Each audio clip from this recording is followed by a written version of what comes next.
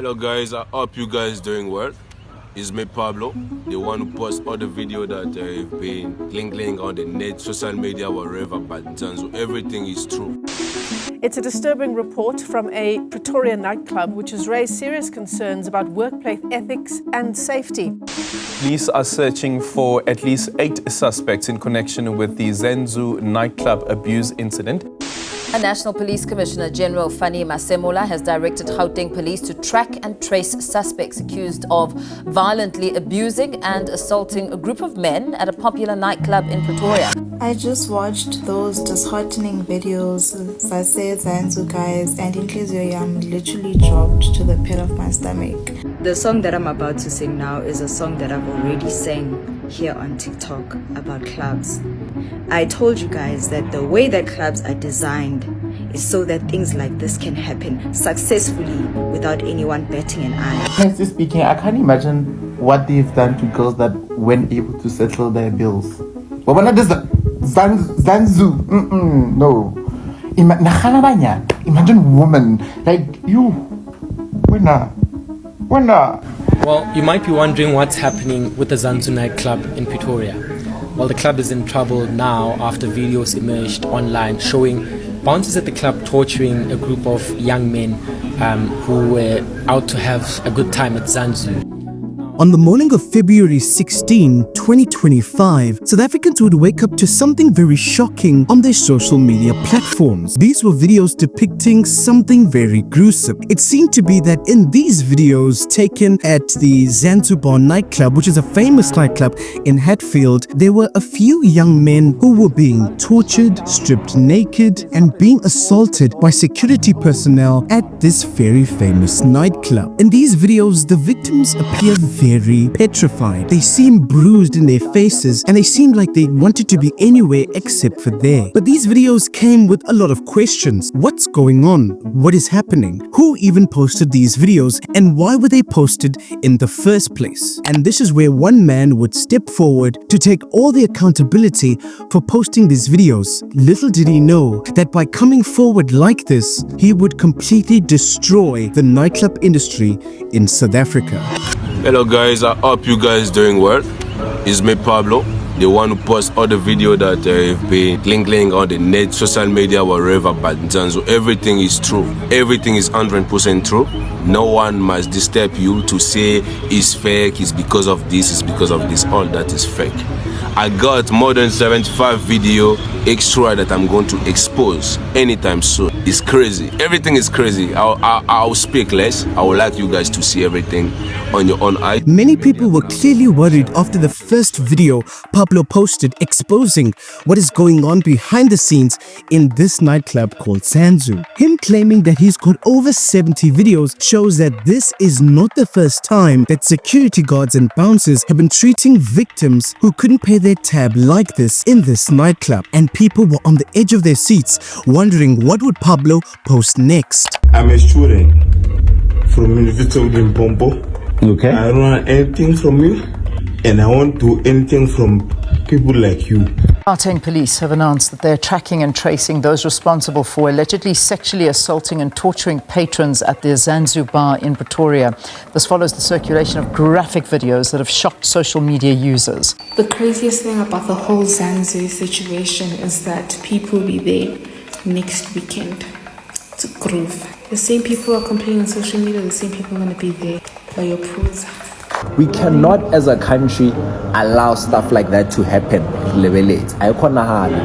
Whether or not abapatala bili, janjani, no. We just don't do that. After these incidents took place, people quickly ran to Twitter to post how they felt about these videos that had recently just been exposed by the man called Pablo, with tweets like, Zanzou PTA is waterboarding people for not paying their bills. Guys, come on, gaining 2,100 likes. And other tweets like, I'm sorry, what? closed Zanzibar immediately, gaining 6,500 likes and even more tweets like, "Zanzou aside, where do these foreigners get this level of confidence to perform such acts on the citizens of a country they don't even belong to?" Disgusting videos. People were clearly on the edge because it was clear that a lot of these bouncers were a lot of foreign nationals. I mean, you even have tweets like, "We South Africans need to sign a petition to have the owner of Babel Zanzibar, Stephane Cohen, alcohol licenses revoked. He can't be allowed to run any established entity in our country. He must be deported to France and not be allowed to come back. Enough is enough, and we are not angry enough." Now, with all this attention and publicity Zanzou was receiving, they'd quickly be shut down, and to save themselves, they would release a statement basically saying that they had no idea that this was happening and that they quickly dealt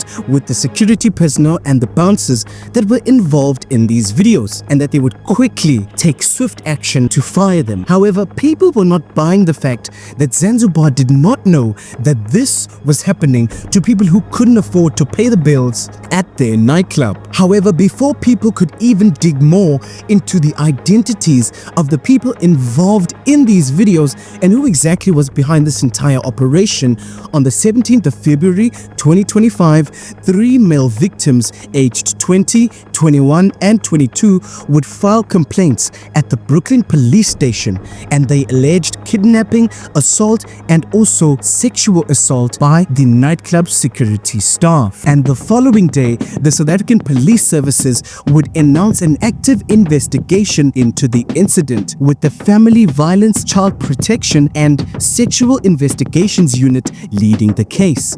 Authorities emphasized the severity of the crimes and they urged witnesses to come forward. And let me tell you, come forward did they do. And of course, with an incident like this, many political parties would start to get involved, like the MK, the EFF and even the DA, because on the 19th of February, civil society groups and political figures would call for the immediate closure of the Zanzibar nightclub. The Democratic Alliance in Tshwane reveals that the establishment has been operating illegally as a nightclub and contravening city zoning regulations. After all of this happening, many of the bouncers involved would start to be identified one by one. But one man would stick out like a sore thumb in this entire case, and that man is Stephane Cohen. But who exactly is Stephane Cohen, and what does he have to do with the Zanzibar nightclub incident? You see, Stephane is a prominent figure in Pretoria's nightclub scene, and he is often associated with various entertainment venues. However, following the recent allegations of severe misconduct at the Zanzou nightclub, Cohen has publicly denied ownership of the establishment, and in a statement he would emphasize his commitment to ensuring that those responsible are held accountable, while refuting claims of his involvement with the club. However, obviously, despite him denying all of this, members of the EFF have protested outside of the Zanzou nightclub, demanding for Cohen's arrest and the closure of the venue